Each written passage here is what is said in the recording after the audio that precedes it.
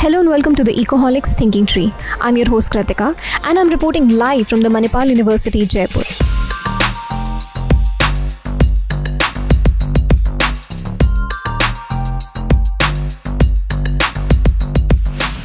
Over the course of next 3 days, I'm going to bring you the top economists of India and have their views on the current situation of the Indian economy.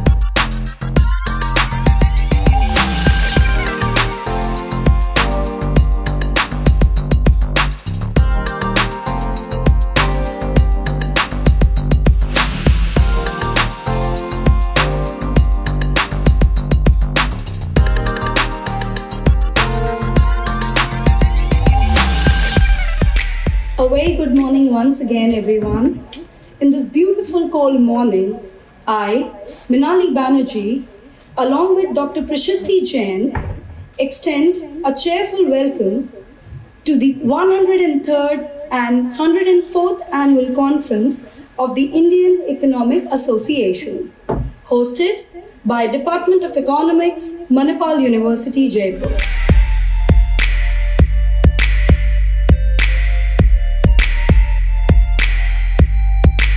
So we are from Team Ecoholics. आपसे जानना चाहते हैं कि अभी current situation of Indian economy पे आपके क्या views हैं?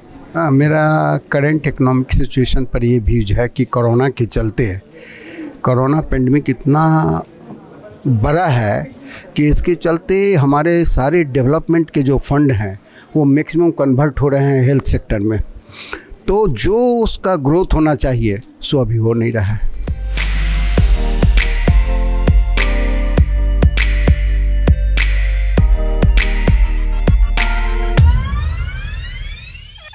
I think for a country like India, which has a very high proportion of youth in the world actually, so India is passing through a youth bulge in its demographic transition. So we are in a sweet spot, as they say, for 20 years. So given this fact that we have very high proportion of people in the youthful age, there is no better investment than in education. So investment in education is the best bet India can ever do at this time. Demographic dividend that is not being used properly. For that, what we have to do is we must give more of employment opportunities. We should not give anything free beyond a particular point. And those, if you are giving free, you must identify and give them.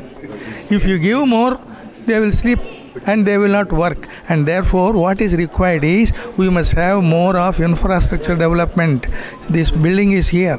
Like that, we should build our country. We should make our country the highest country, like USA, UK, Japan. That's what I told.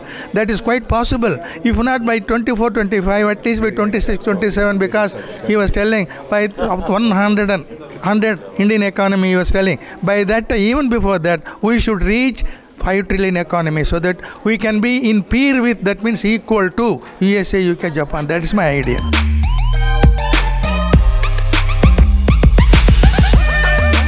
So how can we grow and develop in these scenarios of after COVID-19? Indian economy is full of diversities.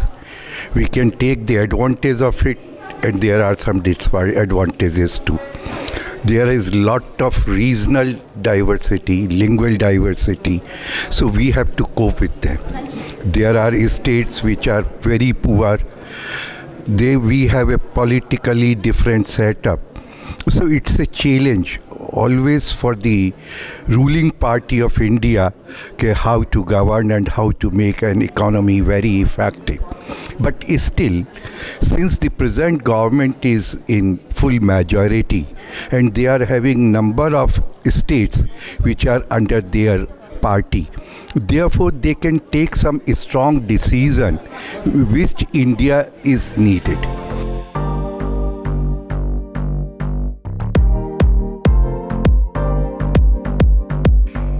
See, on the monetary policy front, we already have a very good structure, which has recently been overhauled a little bit within the RBI.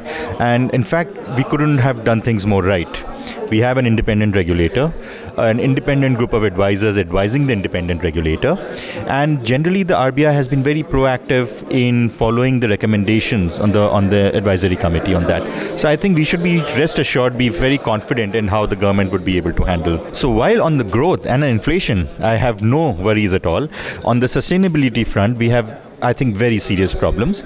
And it's not just related to accounting, that's just going to be one part of the story. Across the government, decisions are taken in a manner, and it's not just about government decisions, but even about policies, where the environment has not really been taken into consideration. And this is true across central, state, local governments. So accounting and valuing the natural assets that we have is a critical component of that. Now, to be able to do that will take us a few years. But yes, you're absolutely right. We need to start now. We could have started 3-4 years back, but well, let us at least start now. For that, we will need to get some sort of a direction generally from the central government. But I think even independently, state governments can start on this process.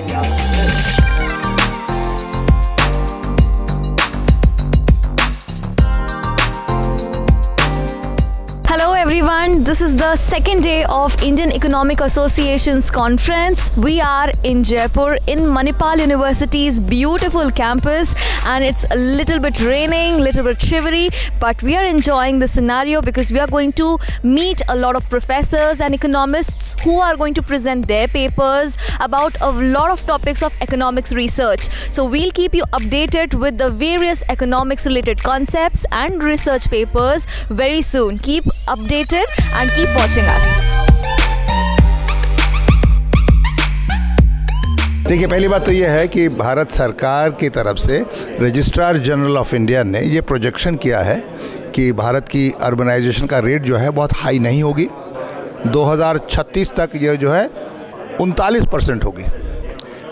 इस assumption पर based है ये जो projection जो है, ये मान रहे हैं कि हमारी इकोनॉमिक ग्रोथ रेट स्लो रहेगी और उसी बड़े बड़े शहरों पर आधारित रहेगी। और बड़े शहरों में डिसइकोनॉमीज़ हैं, कोविड की वजह से भी प्रॉब्लम्स आ रही हैं। मुझे लगता है ये सस्टेनेबल अर्बनाइजेशन का मतलब ये होना चाहिए कि स्पेशली बैलेंस्ड डेवलपमेंट हो। अगर आप 2011 के आंकड़ों को देखें, आप देखेंगे बहुत सारे छोटे शहरों को अर्बन फोल्ड में लाया गया है। करीब 3000 नए अर्बन सेंटर आइडेंटिफाई किए गए हैं, जबकि पहले कभी भी 400-500 से ज़्यादा किसी भी सेंसस में नहीं किया। ये एक नई सोच है। मुझे लगता है कि अर्बनाइजेशन को अगर सस्टेनेबल बनाना है तो छोटे शहरों पर आधारित होना चाहिए। बहुत सारे राज्य हैं जहां बड़े बड़े विलेजेस हैं, जहां इंफ्रास्ट्रक्चर की कमी है। वहां पर अगर हम इंफ्रास्ट्रक्चर दें तो शहरीकरण का दर भी बढ़ेगा। आपको पता है कि यूनाइटेड नेशंस ने जो प्रोजेक्शन किया है वो क्या है कि 2036 तक परसेंटेज जो है 45% हो जाएगा।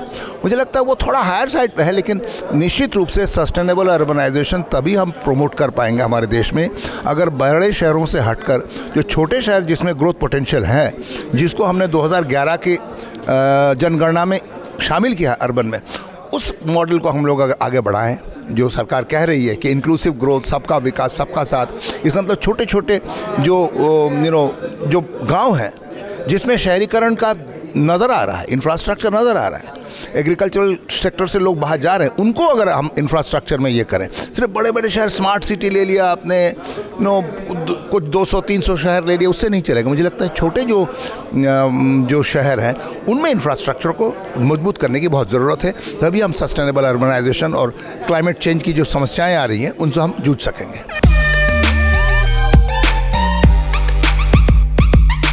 Appropriate technology, then introduce this in a slow manner after full public discussion, and ensure that whatever technology is needed is made available.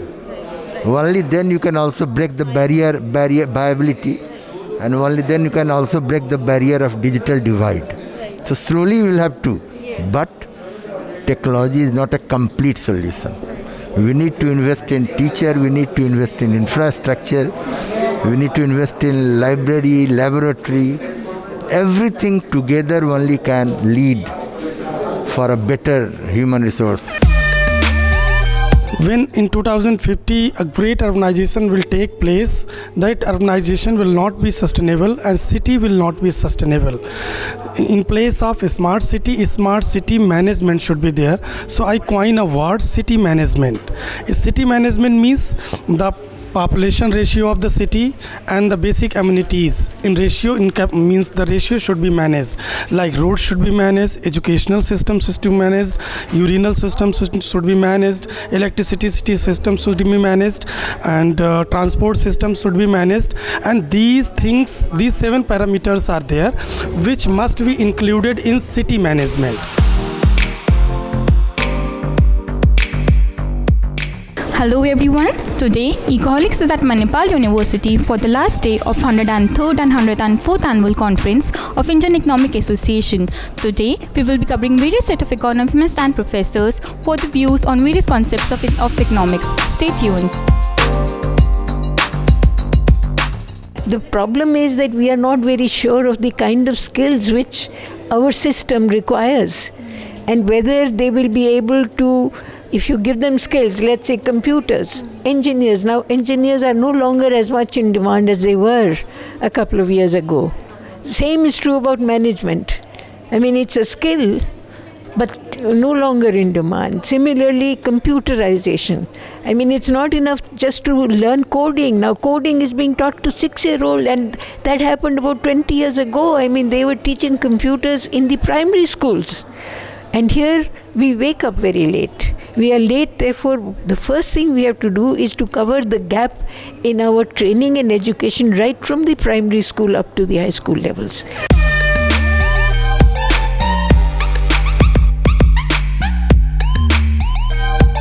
What is the budget going to be for Indian economy? So sir, a few things that you would like to say about the budget that is going to be upcoming in the month of February. I think the most important thing which I find is an investment. There has to be investment on the part of the government, and at the same time the private investment should be induced in the market, because unless the investment is not there, that will not convert into infrastructure. You can build economy through infrastructure. Infrastructure investment is very important, and for that capital investment, maybe in the form of public, maybe in the form of private investment, is essential. So I think this is one area where the government should really emphasize upon. A lot of capital investment is required to boost the demand. So this is one area. And another area, there are, COVID has made some sectors to suffer, maybe, and it's the right time, the conducive kind of policy should be introduced so that these sectors should have some kind of cushioning, to suffice themselves.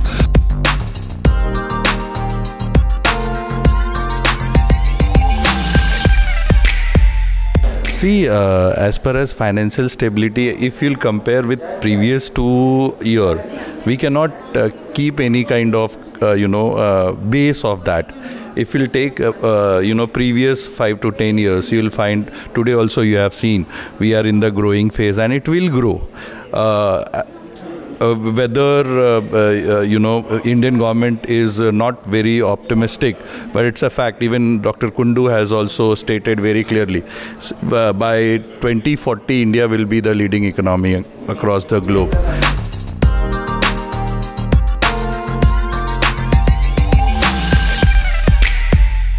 So please, we would like to know about the university. The campus is beautiful, and the hosting by Manipal University also was wonderful. So we would like to know about the academic aspects in the university. Okay, so this university is a 10 years old university, and this year is very important for us, being a decennial celebration. Although because of the other situation and all, many events and activities are happening on online. And suddenly we also got the opportunity to host this IEA conference. We feel it is an opportunity, and we made our effort. Although larger number we couldn't get it because of the pandemic, but I'm very happy there is a very good number who have come following all the COVID protocol. So this is something which is very happy to see it. And I also feel that these are the occasions to showcase the university, whether our infrastructure, our vibrant faculty members, and of course a few students were also there. This is something which is very good for us to connect the good economists across the country. So this will help us to build the relation with the experts, and which will help us to make it happen for our student community. Finally, the ultimate the outcome, it has to go to the student, and I'm sure there would be many experts will keep visiting us and interact with our faculty and the student. And I'm very happy that all of you are also coming, talking to the people, and it's a good event for all of you also to talk to the experts. I'm happy that you are also making that effort, and I wish each one of you, all the audience, a very happy new year.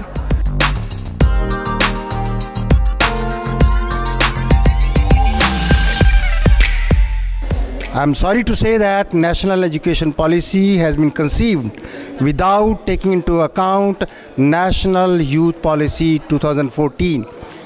We have to involve our youth into democracy and governance. That part is missing in the National Education Policy 2020.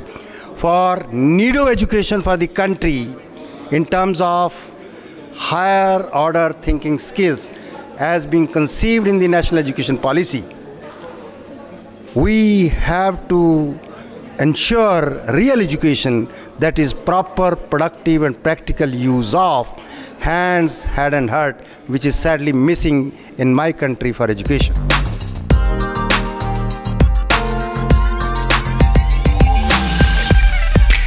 How was your experience of this 3-day conference conducted by IEA?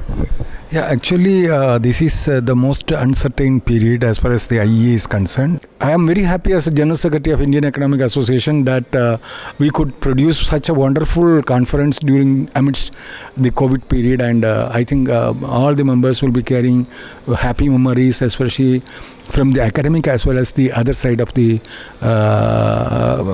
economics. And one cultural festival program they organized, it was very wonderful. They exhibited the cultural things of Gujarat, Rajasthan and all, and our participants enjoyed it, madam.